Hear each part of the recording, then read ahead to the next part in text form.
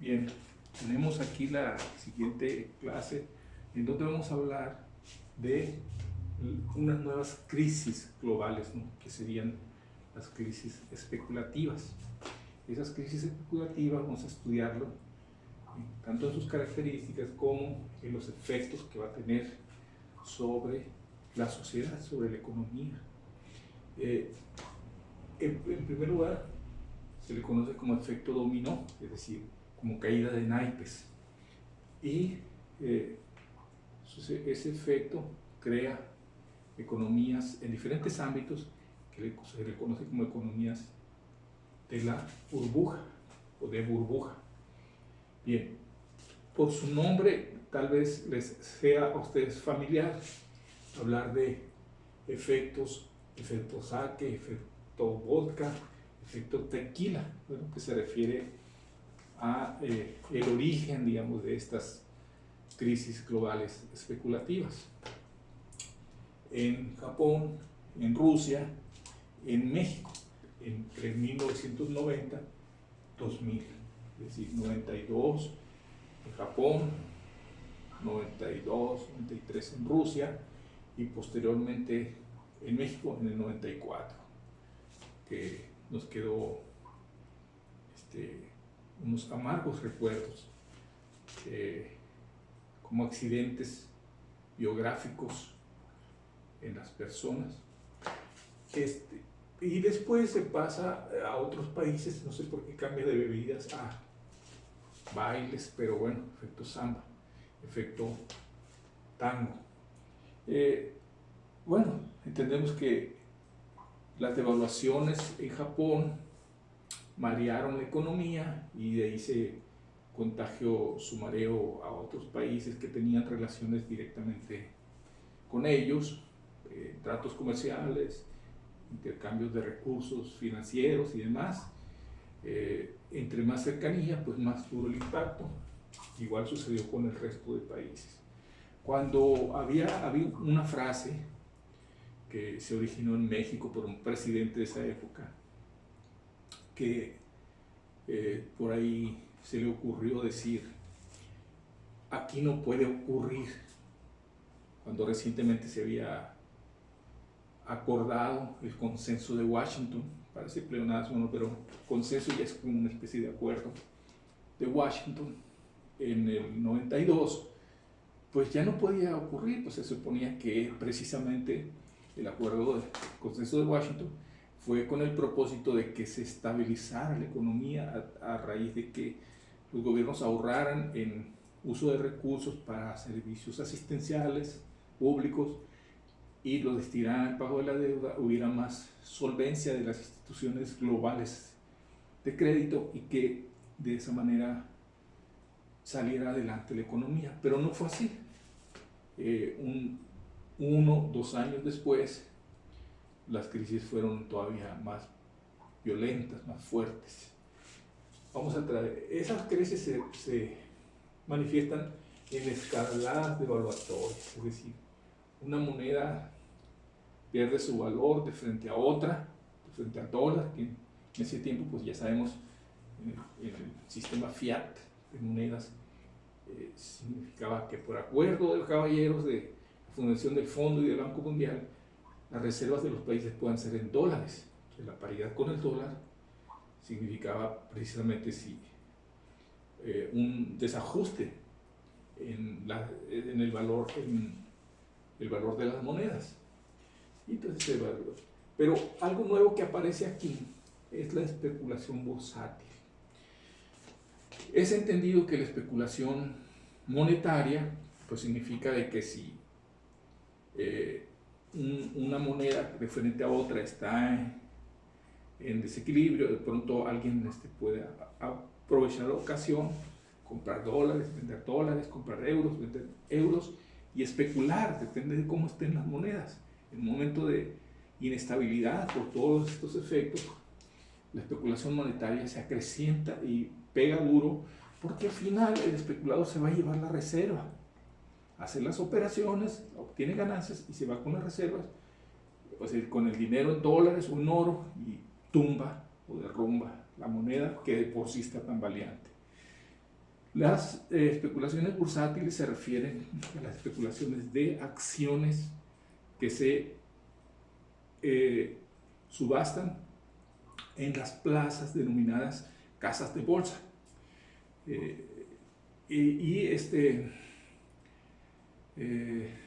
Esas casas de bolsa, bueno, llegan ahí los especuladores provenientes de diferentes países y allí hacen ofertas sobre acciones de empresas, y dependiendo de que si están bajas las ofertas de subasta de unas acciones, las compran, y si están altas pues las venden, obtienen una ganancia, la cambian por reserva y se van. Bien, esa es la especulación bursátil, que ya existía en la historia desde 1600, la primera casa de bolsa en Ámsterdam, pero posteriormente, perdón, en Amberes, en Ámsterdam hasta 1600. Pero aquí son masivas las especulaciones, es decir, los especuladores manejan cantidades inmensas, van de país en país, un día están en Tokio, otros en Brasilia, otro día podrán estar en Buenos Aires, pueden estar, no sé, en Madrid, haciendo sus operaciones. Ahora ya no es necesario, porque en la era digital, entonces aplastar una tecla, hacer transferencias bancarias, y también las subastas en la casa de bolsa de manera digital, pueden alcanzarse cantidades de ceros o de dígitos impensables. Estas especulaciones bursátiles, junto con las especulaciones monetarias, traen como consecuencia las burbujas. Es decir, aquellas economías que parecían demasiado infladas, pero que de pronto por un pinchazo se convierten en la nada. Las primeras burbujas son burbujas financieras, tanto a nivel de gobiernos como de empresas, pero sobre todo también a nivel personal, a nivel de individuos, ¿no? Las primeras burbujas financieras se dieron en inversiones de los gobiernos para hacer atractiva la inversión, creando parques industriales con infraestructura, puertos, carreteras, ferrocarriles, es decir, crear el ambiente para que la inversión privada internacional se asentara en un país. Eso no voy a decir que se puso de moda, pero consistía en una ideología globalista.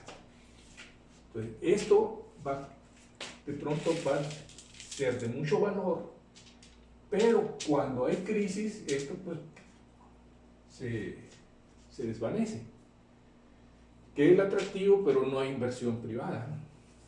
Entonces, de ahí se crea también paralelamente lo que se llama discurso único, en donde se dice por niveles oficiales o públicos: innovate, actualízate, sé competitivo, como es una empresa multinacional. Increíble, pues no se puede pedir eso, ¿no?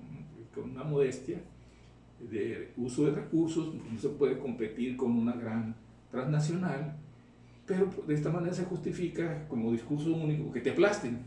Es decir, si no te innovaste, sí, no te quejes, o sea, no debe ser el gobierno: oye, estás de malinchista, prefiriendo la inversión extranjera. No, pues sí, es tu culpa, porque no.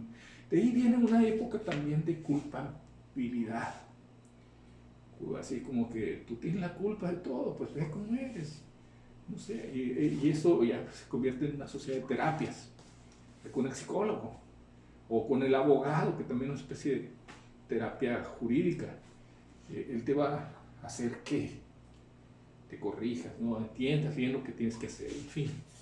Terapias en todos los sentidos, incluso terapias políticas. Este discurso único se vuelve un arma directa del poder, muy generativa de cosas, es decir, rinde, pues, ¿no? Los créditos educativos son parte de este fenómeno, son la burbuja. De tal suerte que hay países actualmente, como en Estados Unidos, en Japón, donde los estudiantes se han endeudado para estudiar licenciatura cara, maestría cara, doctorado caro, porque no pueden, si no encuentran empleo, bueno, porque siguen estudiando, postdoctorado incluso. Y cuando terminan, si pues no encuentran empleo, pues lógicamente no van a poder pagar. Se han acumulado los créditos educativos, es un problema a nivel global, debido a la falta de interés de los gobiernos por el Consenso de Washington de ofrecer la educación gratuita, sin cobrar, en todos los países. Entonces esta situación ha vuelto caótico, porque en Japón, que es el caso más caótico, en Estados Unidos, pero en Japón es grave. Un estudiante que no encuentra empleo, o si lo encuentra y no es suficiente como para abonarse a su deuda, mejor prefiere mantenerse informal, al margen, no ser detectado.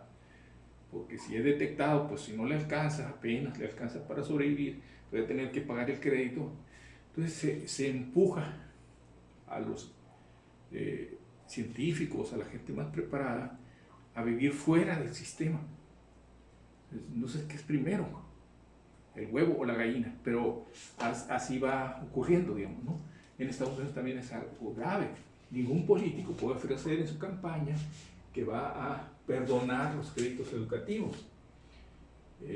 Lo van dejando, saben que es impagable. Igual que los créditos educativos, otro tipo de créditos a nivel personal o a nivel de empresa se vuelven patrimonio negativo. Es decir, tengo algo, pero no lo tengo. O sea, al contrario, lo debo. Tengo una vivienda, aunque el precio de la vivienda sube por cuestión de la plusvalía. Sin embargo, si yo vendo mi casa, no puedo pagar, o sea, no me alcanza para pagar lo que debo, porque han subido los intereses. He tenido que renegociar, hacer un corrimiento. De tal suerte que es un concepto sociológico que padecen, como lo mismo de deudas a nivel personal, a nivel empresarial, a nivel gubernamental. Patrimonio negativo. Estas son las burbujas financieras que son provocadas por las crisis globales. Bien, eso lleva como si, por consiguiente, a otra manera de ver lo mismo como burbuja inmobiliaria. Se van a ver por las ciudades, por los centros turísticos, edificios comenzados sin terminar, media gala, ahí se quedó. Y bueno, ¿por qué? Porque surge una rama de la economía que se llama industria de la construcción, que vive de créditos. Y estos créditos, pues, en riesgo por las crisis, trae como consiguiente que se traten de convertir por parte de estas industrias en ofertas patrimoniales. Es decir, tiene esto, mira, está bien, está adornado, tiene esta figura, tiene un saguaro, un cactus, un venado, algo interesante. Forma parte de es tu patrimonio. Pero en realidad es una carga de deuda que no se va a resolver. De esta suerte, cerradas residenciales, grandes multifamiliares, en fin, pero también ofertas turísticas, es decir, resort, también la cerrada residencial tiene ciertas características, se vuelve atractivo, pero en realidad está expuesto a una burbuja. Y esto provoca la insolvencia, pero es insolvencia propiciada, porque digamos, hay un apremio de la empresa constructora que quiere vender a fuerza, no te alcanza para pagarlo, mira, junta el dinero de tu hermano, de tu esposo, de tu esposa, pero pues es algo inflado y no se va a poder pagar. Y se queda abandonado, o bien se lo quitan, o bien pasa a otra cuestión, ¿no? Que serían los seguros y los bonos de deuda, conocidos por los economistas como bonos basura. Un gobierno puede no pagar su deuda, no le alcanza, se lo vende a una empresa o grupo empresarial, compra ese bono y el gobierno le va pagando en plazos más largos, pero ellos tienen que pagar en lo inmediato. Se les conoce como basura porque es una papa caliente. En el futuro no te va a servir, pero por lo pronto pues parece atractivo. Vas a hacer negocio porque es el dinero seguro del gobierno. Pero en realidad esto es algo burbuja, es decir, es otra burbuja. Y los seguros, claro. Quien va a hacer cualquier tipo de servicio, se perdió la tarjeta o algo al banco, ¡pum!, te ponen un seguro. ¿Para qué? No dice ahí claramente en qué consiste el seguro, pero te lo encaja. Créditos de Coppel, de lo que ustedes quieran, te venden seguros. Hasta ya bueno, en fin, el más pequeño prestamista te va a condicionar a que tengas que estar pagando, además del interés, un seguro. Esto es algo que forma parte de esta crisis. Y en el mundo de los economistas le llaman como flexibilización cuantitativa. Es decir, que los gobiernos no pongan topes en cantidades de préstamos, de venta de bonos, que dejen libre, digamos, a la economía, porque pueda moverse y buscar un acomodo en un momento caótico, en un momento de crisis. Bien, si van a verlo en YouTube, pues pónganle notificaciones para ver cuándo se sube este video, que se tarda un poco. Gracias, hasta la próxima.